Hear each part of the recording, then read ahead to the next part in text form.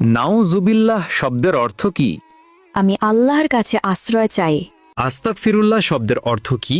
আমি আল্লাহর কাছে ক্ষমা চাই। আল্লাহু আকবর শব্দের অর্থ কি? আল্লাহ মহান বা আল্লাহ সর্বশ্রেষ্ঠ। মাশাআল্লাহ শব্দের অর্থ কি? আল্লাহ যেমনটি চেয়েছেন। জাযাকাল্লাহ শব্দের অর্থ কি? আল্লাহ তাআলা আপনাকে উত্তম প্রতিদান দিন। আসসালামু আলাইকুম এর অর্থ কি? আপনার মৃত্যু হোক। সালাম আলাইকুমের অর্থ কি? উটের নাড়ি ভুঁড়ি আপনার জন্য। সালাম আলাইকুম এর অর্থ কি? আপনার ওপর গজব পড়ুক। আসসালামু আলাইকুম এর অর্থ কি? আপনার ওপর আল্লাহর শান্তি বর্ষিত হোক। চৌধুরী শব্দের বাংলা অর্থ কি? 4 অঞ্চলের প্রধান। শিকদার শব্দের বাংলা অর্থ কি? জমিদারের সহকারী। খন্দকার শব্দের বাংলা অর্থ কি? ধর্মীয় জ্ঞান সম্পন্ন ব্যক্তি। শেখ শব্দের বাংলা অর্থ কি?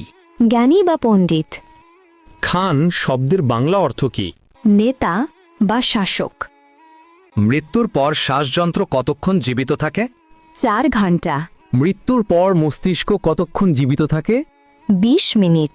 মৃত্যুর পর কিডনি কতক্ষণ জীবিত থাকে? 26 ঘন্টা।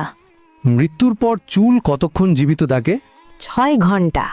হজরত মুহাম্মদ সাল্লাল্লাহু আলাইহি ওয়াসাল্লাম এর কতজন সন্তান ছিল? 7 জন। জাকারিয়া আলাইহিসসালামের কতজন সন্তান ছিল? 4 জন। দাউদ আলাইহিসসালামের কতজন সন্তান ছিল? 4 জন। সুলাইমান আলাইহিস